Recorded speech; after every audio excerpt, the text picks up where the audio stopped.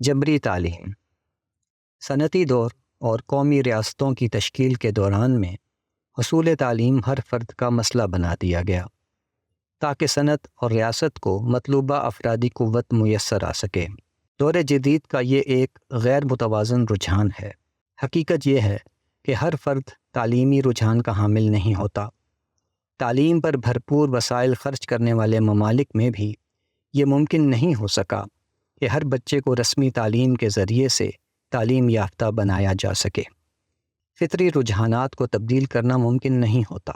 جس طرح تعلیمی رجحان رکھنے والے بچوں کو تعلیم کے بجائے کسی کام دھندے یا ہنر سکھانے پر لگا دینا ظلم ہے، اسی طرح تعلیمی رجحان نہ رکھنے والے بچوں کو حصول تعلیم پر مجبور کرنا بھی زیادتی ہے۔ ایسے بچے موافق حالات اور وسائل کے باوجود بھی پڑھنے کی طرف مائل نہیں ہو پاتے۔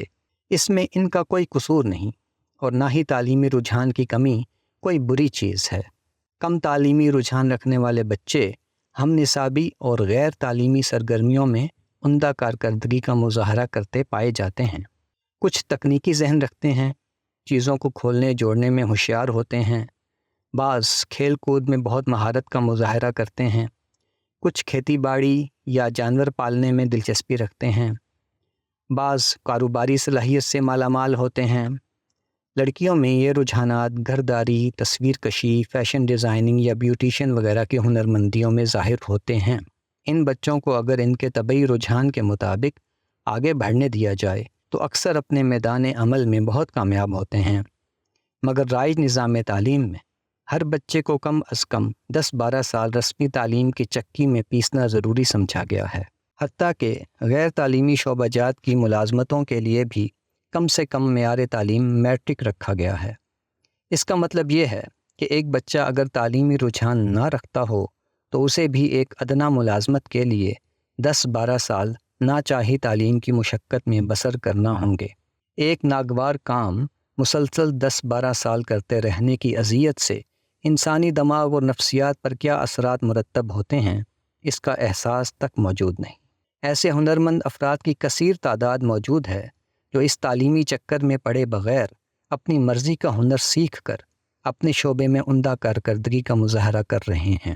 یہ اس بات کا کافی ثبوت ہے کہ پیشہ یا ہنر سیکھنے کے لیے 10-12 سال کی عمومی رسمی تعلیم کی پابندی غیر ضروری ہے۔ نہ صرف غیر ضروری ہے بلکہ تعلیمی رجحان سے عاری بچوں کے لیے بڑی تکلیف اور نقصانات کا باعث ہے۔ جبری تعلیم سے بچنے کے لیے ایسے بچے جب رد عمل کا مظاہرہ کرتے ہیں تو نکمے اور باغی کہلاتے اور اپنی نظر میں بھی مجرم بنا دیے جاتے ہیں اور یوں منفی نفسیات کا شکار ہو کر رہ جاتے ہیں۔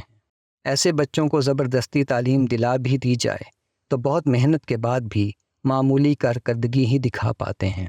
اعلیٰ تعلیم حاصل کرنا ان کے بس سے باہر ہوتا ہے۔ معمولی تعلیمی کیریئر کی وجہ سے کوئی ڈھنگ کی ملازمت پانے میں بھی ناکام رہتے ہیں اور اپنے طبعی ٹیلنٹ کو برتنے کی مسرت اور اس کے ذریعے سے ممکنہ کامیابی سے بھی محروم رہ جاتے ہیں۔ ایسے تعلیم بیزار طلباء امدادی کتب سے تیاری کرتے، اسائنمنٹ کاپی کرتے، امتحانات میں نقل کرتے اور شارٹ کٹس کی تلاش میں لگے رہتے ہیں اور کم گریڈز کی وجہ سے مغموم بھی رہتے ہیں۔ اساتذہ اور اداروں کے قیمتی وقت اور وسائل کا بہت بڑا حصہ ان کے تعلیمی نقائص دور کرنے اور سرقے یعنی پلیجرزم کے ہیلوں سے نمٹنے میں لگتا ہے، مگر اس میں کامیابی پھر بھی نہیں ملتی۔ ڈگری کی مجبوری ختم کر کے دیکھا جا سکتا ہے کہ کتنے افراد تعلیم کی کٹھنائیوں میں شامل ہونا پسند کریں گے۔ ایسے طلباء رسمی تعلیم کے علاوہ دیگر کاموں کی صلاحیتیں رکھتے ہیں۔ اگر یہ اپنا قیمتی وقت درست مصرف میں لگائیں تو رسمی تعلیم کے حصول کی ذہنی اذیت سے بھی بچیں گے اور پیشہ ورانہ زندگی میں بہت جلد مناسب مقام بھی حاصل کر پائیں گے۔ پیشہ ورانہ تعلیم یا ہنر سیکھنا ہمارے ہاں ثانوی اہمیت کا حامل ہے۔ سائنسز اور پھر سوشل سائنسز کی تعلیم ہی اولین ترجیح ہے۔ ان مضامین میں بہتر کارکردگی نہ دکھا سکنے پر طلباء کو جب پیشہ ورانہ تعلیم یا کاروبار کی طرف متوجہ کیا جاتا ہے تب تک بچے کا بہت وقت ضائع ہو چکا ہوتا ہے۔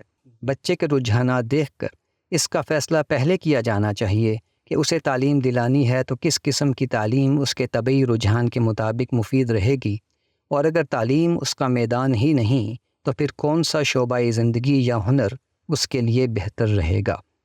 دور جدید سے پہلے تعلیم ہمیشہ سے متوسط طبقے کا مسئلہ اور میدان رہی تھی۔ اشرافیہ اور غربا بطور طبقہ باقاعدہ رسمی تعلیم حاصل نہیں کیا کرتے تھے۔ البتہ تعلیمی ذوق رکھنے والے افراد حصول تعلیم کا اہتمام انفرادی طور پر کیا کرتے تھے۔ شہنشاہ اکبر کا دربار علم و ہنر میں یکتا 9 رتنوں سے سجتا تھا، مگر اس رونق افروزی کے لیے خود اکبر کا پڑھا لکھا ہونا ضروری نہ تھا۔ اشرافیہ اپنے وسائل سے وہ میدان سجاتے ہیں جہاں ہنرمند تعلیم یافتہ متوسط طبقہ اپنے علم و ہنر سے سماج کو مستفید کرتا ہے۔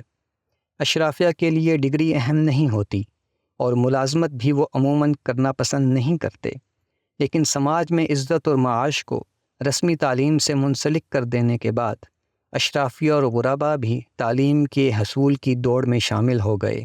یوں وسائل پر بے جا بوجھ میں اضافہ ہوا۔ تعلیمی اسناد کے حصول کی دوڑ میں سب سے بڑا نقصان غریب کا ہوا۔ وہ اس کوشش میں رہا کہ اس کا بچہ پڑھ لکھ کر اچھا کمانے کے قابل ہو جائے اور سماج میں عزت بھی مل جائے۔ اسی کوشش میں وہ اپنے تمام وسائل بچوں کی تعلیم میں جھونک دیتا ہے، مگر معیاری تعلیم پھر بھی نہیں دلوا سکتا۔ کسی نمایاں کامیابی کے لیے اس کے بچے کا نہ صرف غیر معمولی صلاحیتوں کا حامل ہونا ضروری ہے، بلکہ خوش قسمت ہونا بھی لازم ہے۔ اور ایسے کتنے ہوتے ہیں؟ میٹرک FA یا BA کرنے کے بعد غریب کا بچہ اب چھابا لگانا بھی پسند نہیں کرتا اور نہ کسی دکان پر بیٹھنے کے لیے تیار ہوتا ہے۔ دفتری ملازمت کا خواب تمام عمر ایک ناتمام حسرت بن کر اسے کچوکے لگاتا رہتا ہے۔ حصول تعلیم کی پابندی اچھے کاروباری خاندان کے بچوں کے لیے بھی بعض اوقات ناگوار صورتحال کا باعث بنتی ہے۔ تعلیم کے حصول کے بعد جب وہ ملازمت اختیار کرتے ہیں تو کاروباری آمدنی کے مقابل اپنی کمتر آمدنی والی ملازمت سے بدمزہ ہو جاتے ہیں۔ پھر اگر کاروبار کی طرف رخ کرتے ہیں تو معلوم ہوتا ہے کہ بہت دیر ہو چکی۔ ایک اچھا کاروباری ذہن عموماً تعلیم میں بہت اچھا نہیں دیکھا گیا، اور اچھی تعلیمی کارکردگی دکھانے والے اکثر اچھا کاروباری ذہن نہیں رکھتے۔ یہ بھی ایک غلط فہمی ہے کہ تعلیم سے فرد کے سماجی اور سیاسی شعور میں اضافہ ہوتا ہے۔ اس کے برعکس دیکھا گیا ہے کہ تعلیمی مصروفیات کی زیادتی بچوں کو عملی سمجھ بوجھ سے محروم کرنے کا سبب بنتی ہے۔ جو بچے تعلیم کی طرف کم رجحان رکھتے ہیں عملی سمجھ بوجھ میں اکثر فائق نظر آتے ہیں۔ شعور علم اور تجربے سے پیدا ہوتا ہے، اس کے لیے رسمی تعلیم لازم نہیں ہوتی۔ خصوصاً طبی سائنس کی تعلیم کا شعور کے اضافے سے کوئی تعلق نہیں ہے۔ البتہ سماجیات کے علوم اگر عملی زندگی سے متعلق کر کے پڑھائے جائیں تو شعور کی آبیاری میں معاون ہوتے ہیں۔ مسلمانوں میں تعلیم سب کے لیے کی غلط فہمی کی تائید رسول اللہ صلی اللہ علیہ وسلم سے منسوب ایک روایت سے بھی کی جاتی ہے۔ اس میں بیان کیا گیا ہے کہ علم حاصل کرنا ہر مرد و عورت پر فرض ہے۔ حقیقت یہ ہے کہ رسول اللہ صلی اللہ علیہ وسلم کا فرض منصبی دین کا ابلاغ تھا، اور آپ صلی اللہ علیہ وسلم کے بیان میں علم سے مراد دین کا علم ہوتا ہے۔ دنیاوی علوم کی ترغیب کے لیے پیغمبر کی تلقین کی ضرورت نہیں۔ انسان یہ علوم ان ترغیبات کے بغیر بھی اپنی ضروریات کے تحت ہمیشہ سے حاصل کرتا آیا ہے اور کر رہا ہے۔ روایت میں دین کا اتنا علم حاصل کرنا ہی لازم قرار دیا جا سکتا ہے جو ضروریات دین سے متعلق ہے۔ ہر شخص سے عالم دین بننے کا مطالبہ یہ عملاً ناممکن ہے۔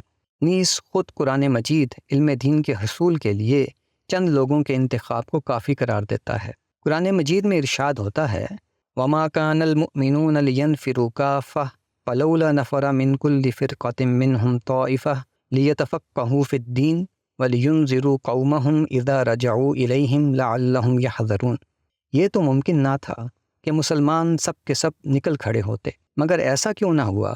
ان کے ہر گروہ میں کچھ لوگ نکلتے تاکہ دین میں بصیرت پیدا کرتے اور اپنی قوم کے لوگوں کو ان کے ان رویوں پر خبردار کرتے جب ان کی طرف لوٹتے، اس لیے کہ وہ خدا کی گرفت سے بچتے۔ تعلیم اور ڈگری سے سماجی رتبے کے حصول کے تصورات کی نفی ضروری ہے۔ فرد کی عزت اس کے ہنر، خدمات اور کردار کی بنا پر ہونی چاہیے، نہ کہ محض تعلیم کی بنا پر۔ تعلیم اگر صرف وہی افراد حاصل کریں جو پڑھنے لکھنے کا فطری اور طبعی رجحان رکھتے ہیں تو یہ دستیاب محدود وسائل کا بہتر استعمال ہو سکتا ہے۔ تجویز یہ ہے کہ پرائمری سطح کی تعلیم سب بچوں کے لیے لازم ہونی چاہیے تاکہ وہ بنیادی زبانی مہارتیں سیکھ لیں۔ اس کے بعد بچوں کا رجحان پرکھنے کا جامع طریقہ کار اختیار کرنا چاہیے۔ اس کے لیے ماہرین تعلیم اور ماہرین نفسیات کی خدمات حاصل کی جائیں۔ صرف منتخب بچوں کو ان کے رجحان کے مطابق رسمی اور پیشہ ورانہ تعلیم کے لیے اگلے مراحل میں بھیجنا چاہیے۔ اس طرح تعلیمی اخراجات میں خاطر خواہ کمی آئے گی اور کم وسائل سے بہتر نتائج حاصل کیے جا سکیں گے۔ دوسری طرف رسمی تعلیم سے باہر ہونے والے بچے اپنے اپنے ٹیلنٹ کے مطابق دیگر پیشوں اور کاروبار میں مشغول ہو کر اپنے اور سماج دونوں کے لیے مفید ثابت ہوں گے۔ حکومت پر نوکریاں پیدا کرنے کا بوجھ بھی کم ہو جائے گا۔ تعلیم کو سماجیات سے عملاً منسلک ہونا چاہیے تاکہ کتاب اور عملی زندگی میں دوری ختم ہو۔ اس کے لیے نظام تعلیم میں عملی سرگرمیوں اور تعلیمی اداروں کی چار دیواری سے باہر کی دنیا کو بھی نصاب کا حصہ بنانا ضروری ہے۔